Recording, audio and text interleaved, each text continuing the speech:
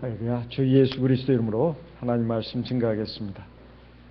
마태복음 21장 33절부터 봉독하겠습니다. 마태복음 21장 33절부터 읽겠습니다. 마태복음 21장 33절. 다시 한 비유를 들으라. 한 집주인이 포도원을 만들고 산 울로 두르고 거기 즙짜는 구유를 파고 망대를 짓고 농부들에게 세를 주고 타국에 갔더니 실과 때가 가까우매 그 실과를 받으려고 자기 종들을 농부들에게 보내니 35절. 농부들이 종들을 잡아 하나는 심히 때리고 하나는 죽이고 하나는 돌로 쳤거늘 다시 다른 종들을 처음보다 많이 보내니 저희에게도 그렇게 하였는지라. 37절. 후에 자기 아들을 보내며 가로되 저희가 내 아들은 공경하리라 하였더니 농부들이 그 아들을 보고 서로 말하되 이는 상속자니 자 죽이고 그의 유업을 차지하자 하고 이에 잡아 포도원 밖에 내어 쫓아 죽였느니라. 그러면 포도원 주인이 올 때에 이 농부들을 어떻게 하겠느냐. 41절. 저희가 말하되 이 악한 자들을 진멸하고 포도원은 제때 실과를 바칠 만한 다른 농부들에게 새로 줄지니이다.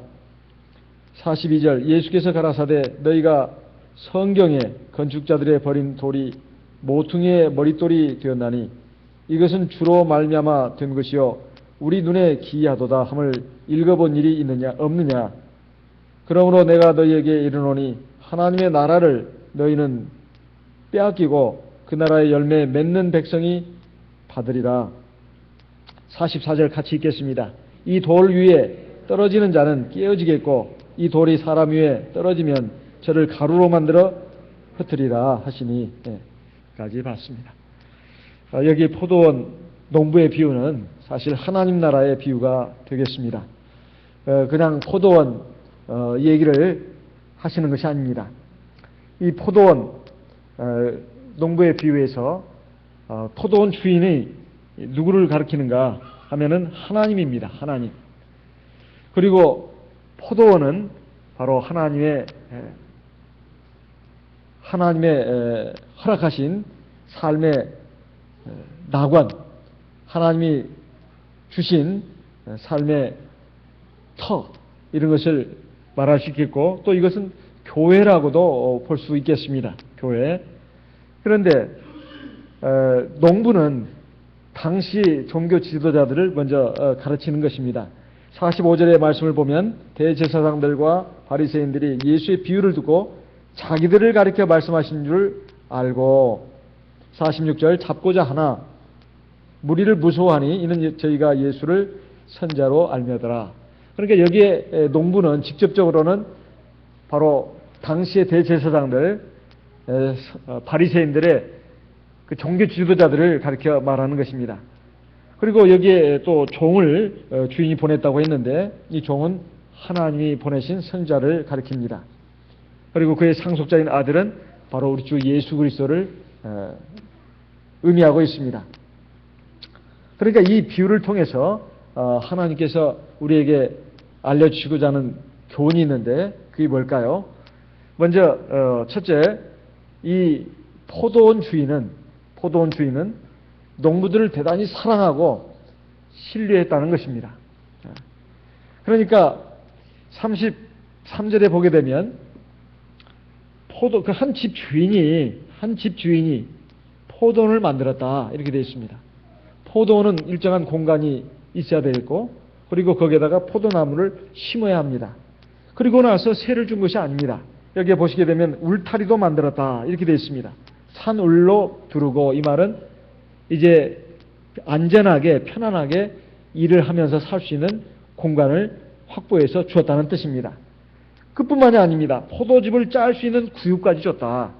그러니까 포도원만 주시는 것이 아니라 포도만 주신 것이 아니라 그리고 울타리로 보호해 주셨고 그리고 포도즙을 짤 수 있는 기구까지도 주었습니다. 그뿐만이 아니었습니다. 망대를 짓고 이렇게 되어 있습니다. 망대를 짓고. 그러니까 포도원을 지킬 수 있는 전망대까지도 만들어서 주었다는 것입니다. 사실 이 말씀은 사람들이 먹고 살 수 있도록 모든 여건을 허락해 줬다는 뜻입니다. 근데 농부는 와서 일하면서 살기만 하면 됩니다. 다른 아무것도 이 농부가 한 것은 없습니다. 그저 포도원을 받아가지고 그 안에 들어가서 그저 자기 힘껏 일을 해가지고 살기만 하면 되는 것이고, 거기에 있는 모든 것들은 하나도 자기 것인 것이 없었다 하는 것입니다. 그저 기한이 돼서 세를 내기만 하면 됐습니다. 이것은 하나님께서 우리 인간을 이처럼 사랑하시고 이처럼 아끼시고 이처럼 은혜를 베풀으셨다는 것을 말합니다. 그리고 여기에 보면 주인이 농부들에게 세를 주고 타국으로 갔다고 되어 있습니다. 타국이라고 하는 것은 다른 나라, 먼 곳으로 갔다는 것입니다. 이것은 뭘 가리키느냐 하면은 이제 모든 이 세상 사람들에게 뭘 먹고 살 만한 삶의 터전, 여건도 다 주시고 거기에 시콜걸 매번 나타나가지고 감시하고 감독하고 그리고 관리하고 그리고 통제하고 속박하고 그렇게 하지 않았다는 것입니다. 그저 충분히 네가 알아서 마음껏 해봐라. 사실상 상당한 자유를, 무한한 자유를 주셨다는 것을 상징적으로 지금 말해주고 있습니다. 사실 세상의 모든 사람들이 그렇지 않습니까? 이 세상에 태어날 때 뭘 자기가 먹고 살 것을 다 가지고 나온 사람이 누가 있습니까? 아무도 없습니다. 엄마 뱃속에서 응애하고 이 세상에 태어날 때 대체 숟가락 하나를 들고 나왔습니까? 밥그릇 하나를 들고 나왔습니까? 아니면 무슨 저금 통장을 하나 들고 나왔습니까? 집문서, 땅 문서를 가지고 나왔습니까? 자동차를 갖고 나왔습니까? 아무것도 갖고 나온 것이 없습니다. 옷 한 벌도 갖고 나온 것이 없다 이 말이에요. 사람은 이 세상에 태어나면서부터 누리게 되는 먹고 마시는 모든 것들이 사실 자기 것이 아무것도 없습니다. 어떤 인간도 아무것도 없다 이 말이에요.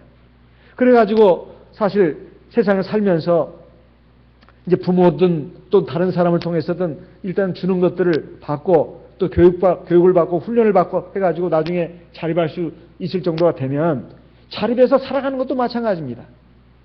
자기가 원래 자기 것이었던 것이 아무것도 없다 이 말이에요. 그저 자기에게 주신 생명, 자기에게 주신 재능, 자기에게 주신 시간, 이런 것들을 잘 활용해가지고 먹고 살 수 있는 것이지, 그 먹고 살 수 있는 그런 그 힘도 사실은 원래 자기 것이 아니었다 하는 것입니다. 뿐만 아니라 문제는 여기서는 지금 농부 자신이 갖고 있는 생명, 그리고 시간, 그리고 능력, 이걸 여기에 대해서는 말하고 있지 않습니다. 그저 농부가 지금 가지고 있는 생명, 시간, 그리고 능력 외에 그가 살아갈 모든 삶의 여건들, 그리고 모든 물자들, 이런 것들이 다 자기 것인 것이 아무것도 없었다 하는 것입니다. 모두가 다 새로 받은 것이다 이 말이에요. 그래서 이 세상에서 성공했다고 하는 사람들, 그리고 이 세상에서 정말 많은 재물을 얻고 그리고 높은 권력과 지위, 명예를 가지고 있다고 하는 사람들이 세상을 떠날 때 보게 되면, 죽을 때 보게 되면 아무것도 가져가는 것이 없습니다. 요즘 이집트라는 나라가 굉장히 막 혼란스러운데요. 그 이집트의 그 유명한 그 기념물이 바로 스핑크스 아니겠습니까? 그것은 고대 황제들의 무덤이었다는 그 무덤이었다고 하지 않습니까?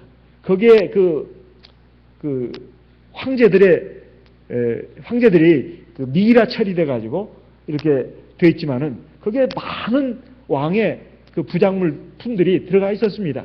왕관하며 그다음에 각종 금, 은, 보물들이 같이 들어가 있었는데 수백 년, 수천 년이 흐르는 동안에 이미 많은 도둑들이 그 안에 땅을 파고 들어가 가지고 굴을 파고 들어가서 거기다가 또 많이 훔쳐가지 않았습니까? 어디 그 이집트의 황제뿐이겠습니까?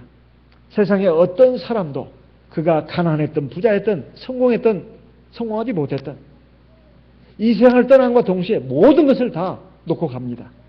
이것이 바로 사람들이 이 세상에서 자기 소유로 자기 것으로 가지고 있는 것은 아무것도 없다. 그저 원래 주인의 것을 그저 세를 받아가지고 세를 주면서 사용하는 것에 불과하다. 이런 말씀입니다. 그런데 이것을 우리가 꼭 알아야 되는데 이걸 모른다는 것입니다.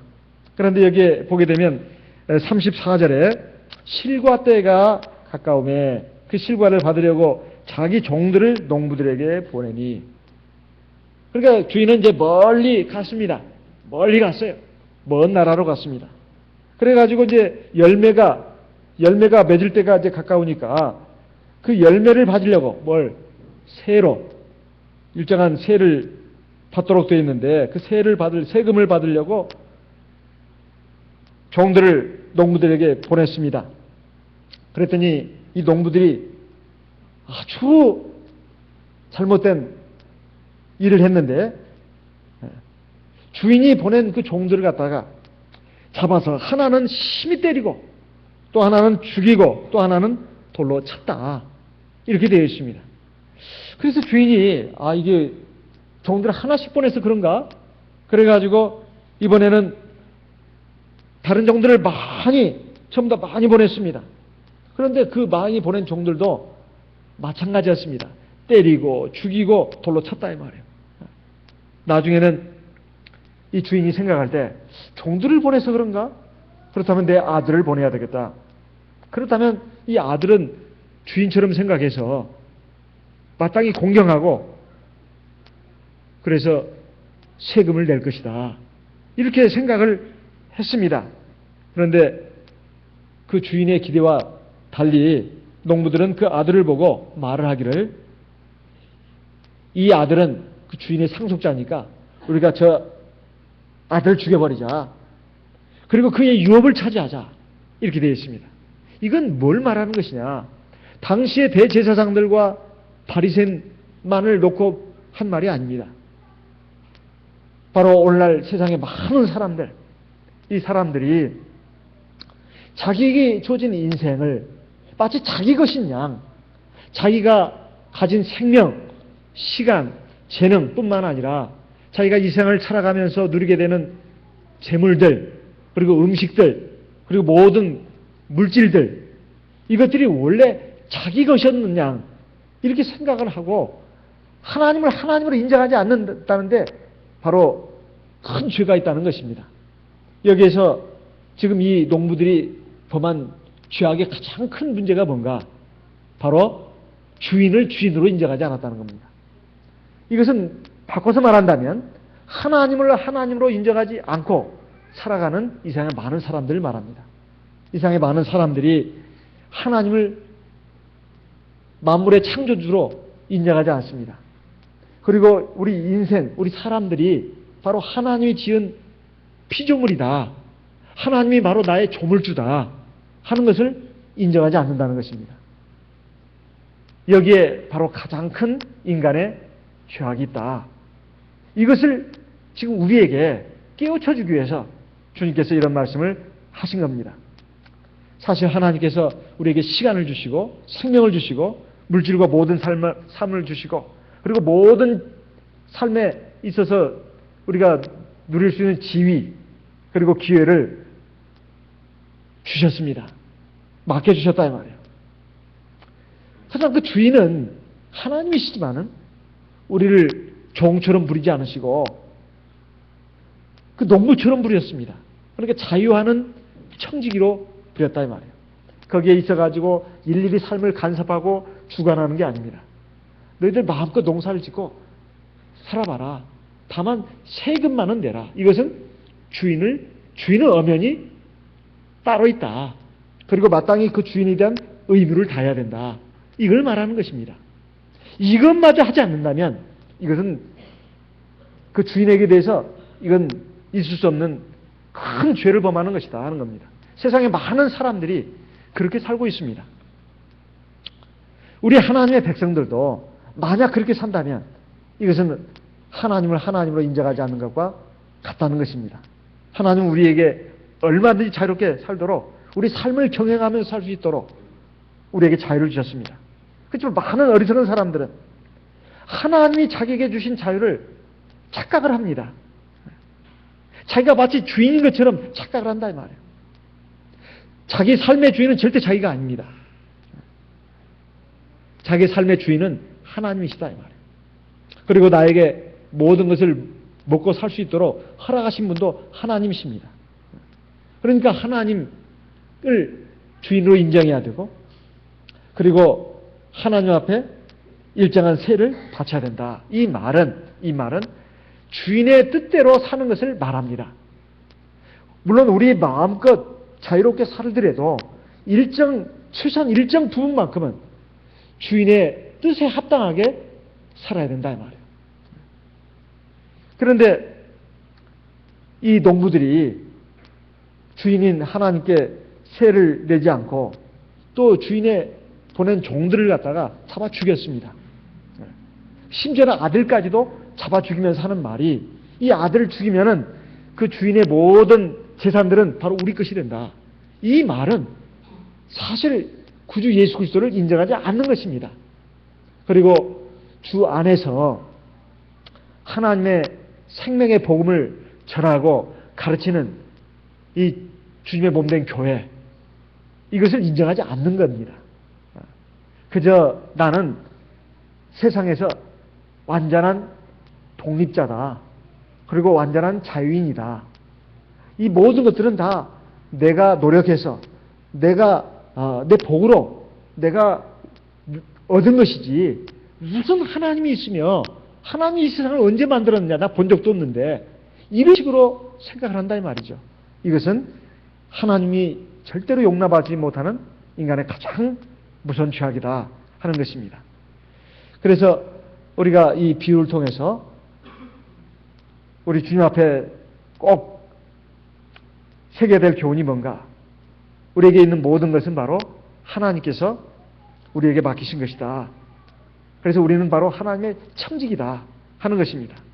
그리고 우리가 가지고 있는 모든 것의 주인은 하나님이시라는 것을 한시도 잊어서는 안 된다는 겁니다. 사실 이것이 우리 신앙에 있어서 참 중요한 부분입니다.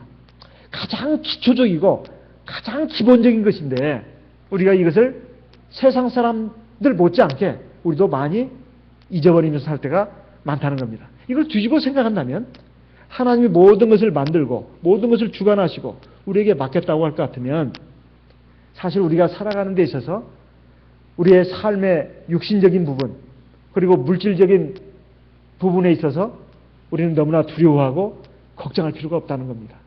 하나님께서는 우리에게 삶의 모든 필요한 문자를 주실 뿐만 아니라 또 만약에 부족하다 할 것 같으면 반드시 주신다는 겁니다.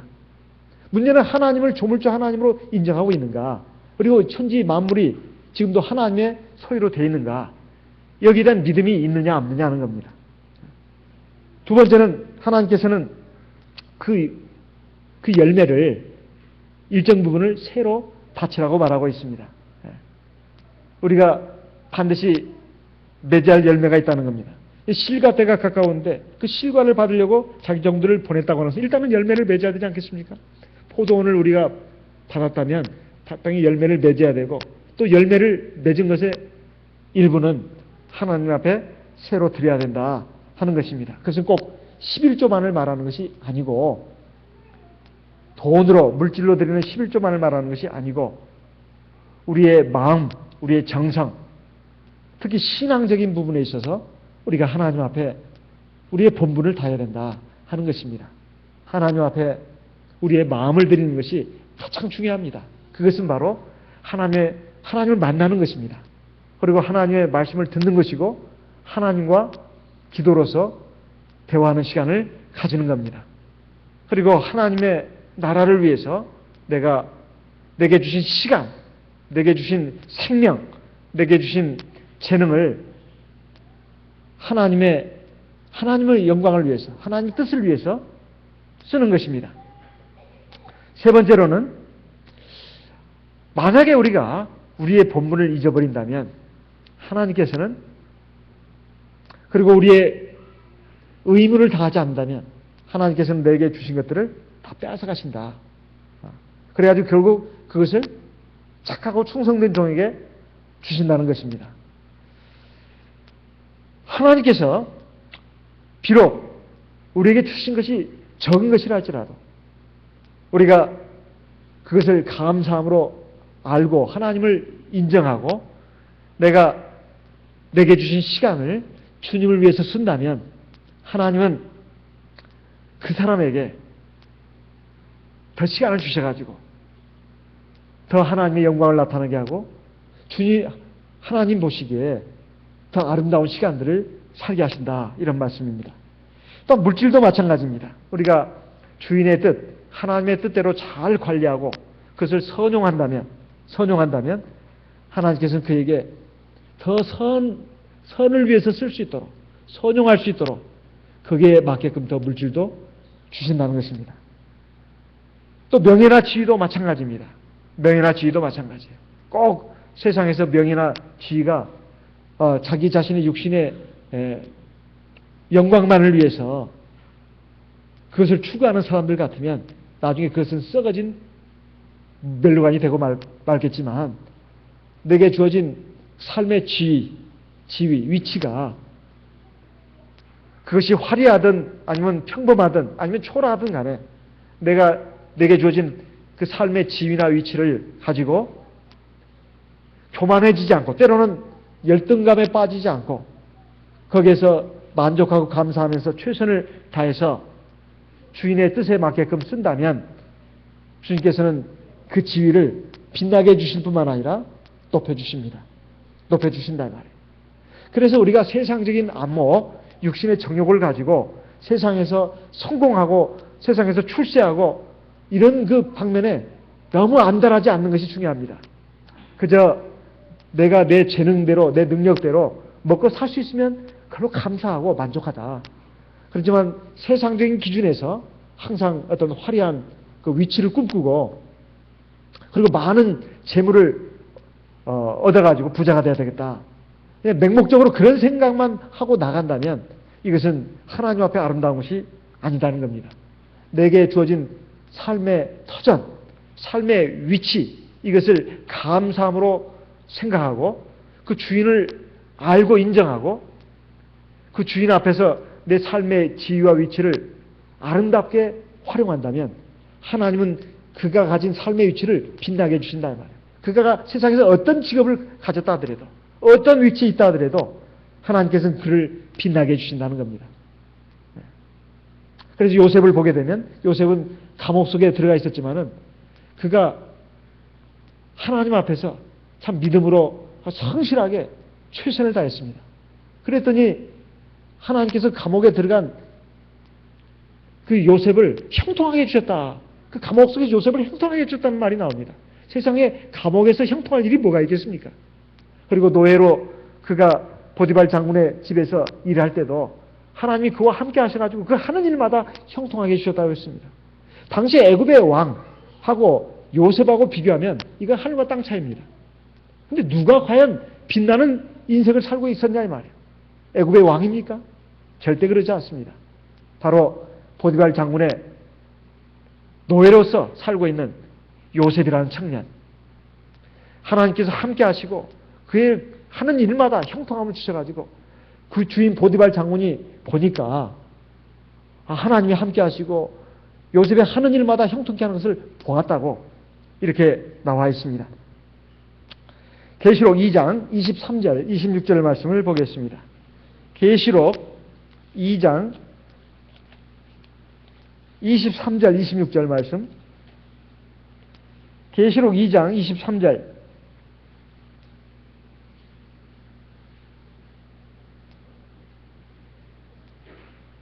계시록 2장 23절 또 내가 사망으로 그의 자녀를 죽이리니 모든 교회가 나는 사람의 뜻과 마음을 살피는 자인 줄 알리라. 내가 너희 각 사람의 행위대로 갚아주리라. 26절 같이 읽겠습니다. 이기는 자와 끝까지 내 일을 지키는 그에게 만국을 다스리는 권세를 주리니. 나중에 하나님께서 각 사람의 행한 대로 갚아주신다고 했는데, 특별히 그 마음과 뜻을 살핀다고 했습니다. 그 마음과 뜻이 어떤가? 그 마음과 뜻, 그 인생의 올바른 가치관, 신념을 말합니다. 그리고 올바른 신앙을 말하는 거예요. 그래야 인생을 올바르게 살지 않겠습니까? 값어치 있게 뜻있게 살지 않겠냐 이 말이에요. 그래서 그것이 삶의 행실로 나오게 되어 있습니다. 삶의 내용으로 나오게 되어 있습니다.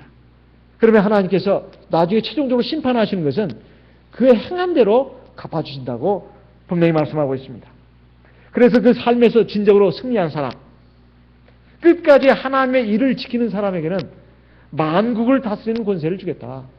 최고의 영광과 권세를 누리게 해주겠다고 우리 주님께서 약속을 하셨습니다. 계시록 3장 12절 말씀도 보겠습니다. 계시록 3장 12절, 계시록 3장 12절 같이 읽어보겠습니다. 이기는 자는 내 하나님 성전에 기둥이 되게 하리니 그가 결코 다시 나가지 아니하리라. 내가 하나님의 이름과 하나님의 성 곧 하늘에서 내 하나님께로부터 내려오는 새 예루살렘의 이름과 나의 새 이름을 그 위에 기록하리라. 여기서 이기는 자가 얻을 그런 영광과 상급에 대해서 말씀하고 있는데, 나중에 하나님 나라, 우리가 천국에 들어가게 되는데 거기에 기둥이 되게 해주겠다. 이것은 가장 큰 상급을 받게 된다는 그런 말씀이 되겠습니다. 그리고 계시록 3장 21절 말씀도 읽어보겠습니다. 계시록 3장 21절 같이 읽겠습니다. 이기는 그에게는 내가 내 보좌에 함께하여 주시기를 내가 이기고 아버지 보좌에 함께 앉는 것과 같이 하리라. 이것은 이 세상에서 하나님의 말씀과 뜻대로 살아서 승리한 사람들, 이런 사람에게 주어질 영광과 상급에 대해서 지금 여기 약속하고 있는 말씀이 나옵니다. 바로 예수님께서 승리하시고 하나님 보좌에 앉으신 것처럼 우리들도 그렇게 그런 영광을 누리게 해주겠다. 이 말은 이제 하나님 나라의 아들로서 유업을 받아서 누리게 된다는 뜻입니다. 결국은 하나님 나라에 들어가서 영원한 생명과 영원한 영광을 누리게 된다는 것을 지금 말씀하고 있습니다. 그래서 우리가 살고 있는 이 인생이라고 하는 것은 불과 100년도 못 사는 짧은 인생이지만 이것은 우리의 영혼을 결정하는 겁니다. 우리의 영원한 미래를 결정하는 것이다 이 말이에요. 단 한 번밖에 없는 일생, 비록 짧고 허무한 일생이지만 영원한 삶을 바로 이 한 평생이 결정짓는다는 거예요. 사실 하루하루가 모여서 결국 우리의 일생이 되는 거 아니겠습니까? 그러니까 사실 우리가 한평생의 인생을 살면서 지금까지 어떻게 살아왔든 간에 바로 지금 이 순간 그리고 앞으로 남은 시간을 하나님 앞에서 정말 회개하고 하나님 앞에서 그 주인의 뜻에 그 주인이 나를 이 세상에 내보내시고 나에게 모든 것을 맡겨주신 것을 잘 알아서 거기에 맞게끔 우리가 사는 인생이 될 때 우리가 그 모든 영광과 상급을 누리게 된다는 것을 우리가 알아야 되겠습니다. 그렇지만 여기에 포도원 비유에서 우리가 또 하나 꼭 알아야 될 교훈이 있습니다. 그게 뭐냐면 바로 포도원 주인의 인내입니다. 포도원 주인의 인내예요. 사실 농부들이 주인이 보낸 종을 보냈을 때 하나는 심히 때리고 하나는 죽이고 하나는 돌로 쳤다 이렇게 나옵니다. 이 정도 되면 사실 보통 주인 같으면 이런 못된 놈들이 있나, 이런 나쁜 놈들이 있나, 이놈들 단칼에 요절을 내리라 하고 그냥 달려들어가지고 군대를 파견해서 그냥 모조리 다 죽여버려야 합니다. 그런데 이 주인이 얼마나 인내심이 많은지 그 다음에는 다른 종들을 전부 다 많이 보내는데 또 그러더라 이 말이죠. 마지막에는 자기 하나밖에 없는 아들을 보냈습니다. 그 아들을 보낼 때 주인은 그래도 생각했습니다. 이 아들만큼은 저들이 반드시 공경할 것이다. 근데 그 기대가 무참하게 무너졌다 이 말이에요. 그 아들마저 죽였습니다. 사실 그 일련의 과정을 쭉 보게 되면 이 주인은 보통 주인이 아니다 하는 것을 알 수가 있습니다. 하나님이 그렇습니다. 하나님이 그래요. 하나님께서 우리 인간에게 향하신 사랑과 오래 참음이 바로 그것입니다. 하나님은 악인이라 해서 금방 심판하시고 벌을 내리시는 게 아닙니다. 우리도 마찬가지입니다. 하나님 우리에 대해서 굉장히 오래오래 참아주십니다. 그것이 바로 하나님의 사랑이다 하는 것입니다. 우리가 지금까지 하나님의 긍휼과 오래 참으심이 있었기 때문에 지금 우리가 오늘날까지 살아있는 것입니다. 지금도 하나님은 참아주고 계십니다. 그런데 언제까지나 그 주인이 참아주는 건 아닙니다. 반드시 공의로 심판하실 날이 있다는 것을 우리에게 알려주고 있습니다. 이 아들을 죽였을 때 이제 말했습니다. 이 악한 자들을 대체 어떻게 해야 되겠느냐? 제자들에게 물었을 때 제자들이 하는 말이 이 악한 자들은 진멸하고 포도는 제때에 과실을 바칠 만한 다른 농부들에게 새로 줘야 합니다. 이건 너무나 상식적인 말입니다. 과연 그랬습니다. 예수님께서 이제 말씀하시기를 자기 자신이 바로 건축자들의 버린 돌인데 모퉁이의 머릿돌이 되었다. 이렇게 말씀하고 있습니다. 사실 건축자들이 버린 돌이라고 하는 것은 건축자들이 쓸만한 돌을 가지고 집을 짓습니다. 그러니까 예수님이 어떤 식으로 취급을 받았나 하면은 세상 사람이 왔을 때 이건 아무 쓸데기도 없는 그러한 사람이다. 예수 믿어서 뭐해? 밥이 나와 쌀이 나와. 그냥 귀찮기만 하지. 그리고 성가셔. 그리고 내 자유를 구속하는 것 같아. 나는 교회 다니고 싶지 않아. 그리고 신앙은 나를 구속하는 거야.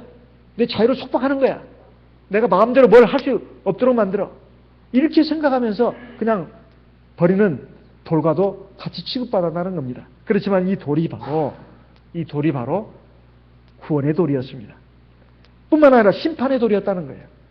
44절에 보게 되면 이 돌 위에 떨어지는 자는 깨어지겠고 이 돌이 사람 위에 떨어지면 저를 가루로 만들어 흩으리라. 이것은 다니엘 3장의 금신상에 비유해서 다니엘이 금신상에 그 꿈을 꾸지 않았습니까?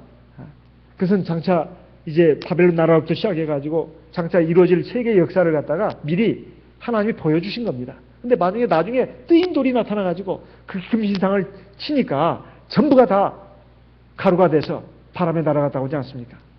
이것은 바로 그 뜨인 돌이 바로 예수 그리스도를 상징하는 것이고 예수님이 바로 심판주로서 나타나심을 말합니다. 느부갓네살 왕이 자기의 왕국을 이제 견고하게 하기 위해서 금으로 전부 이제 머리끝에서 발끝까지 신상을 만들었지만 그래봤자 소용이 없다 이 말이에요. 결국 그 바벨론 나라는 무너지고 결국은 나중에 로마가 나타나고 세계 각국으로 지금 다 나라가 세워졌지만은 이 세상 나라도 다 하나님의 주권하에 있고 세상 끝날에는 하나님의 최후 심판이 있다는 것입니다. 그 최후 심판에서 구원받는 사람들이 누군가? 바로 포도원에 새를 죽이라고 맡은 농부들처럼 주인을 무시하고 주인을 인정하지 않고 그리고 새를 바치지 않고 자기가 주인인 것처럼 착각해가지고 자기 마음대로 살고 이렇게 악을 저지르면서 산다면 결국은 이 심판밖에 없다는 것을 우리에게 알려주고 있습니다. 그러면 우리가 어떻게 할 것이냐?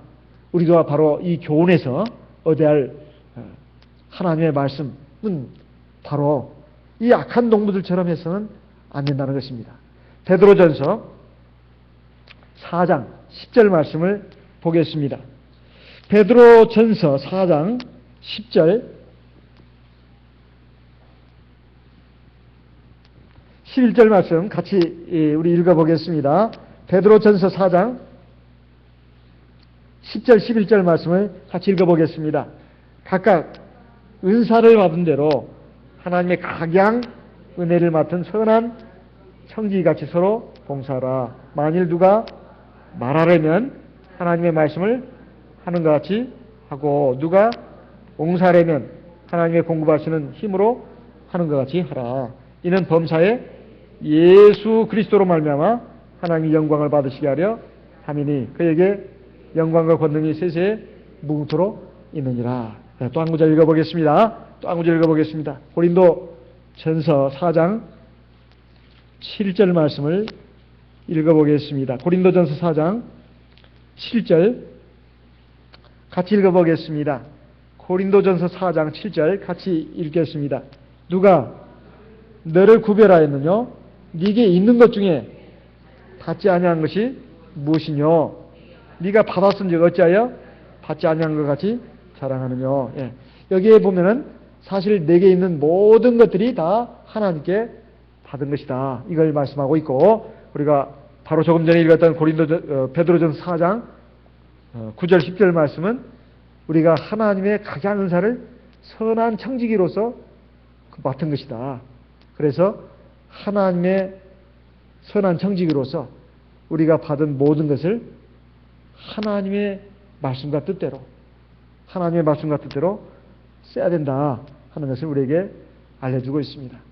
우리 오늘 이 교훈의 말씀을 통해서 당시에 주 예수님을 인정하지 않고 배척했던 대체사장들, 바리새인들뿐만 아니라 또 이상의 많은 사람들, 우리 주 예수를 인정하지 않고 하나님을 경외하지 않고 진리의 말씀을 따라서 순종해서 나오지 않는 그런 삶을 살고 있습니다.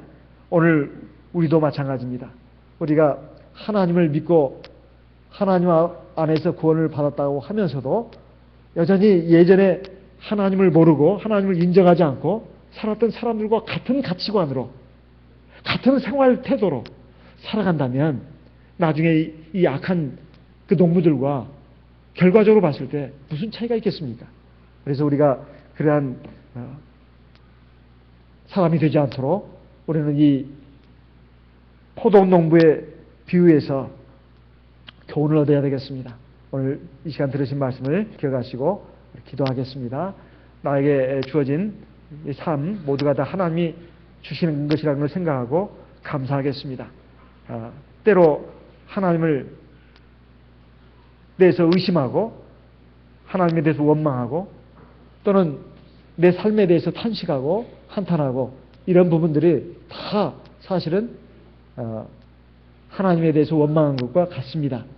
그런 것에 대해서 하나님 앞에 회개해야 되겠습니다.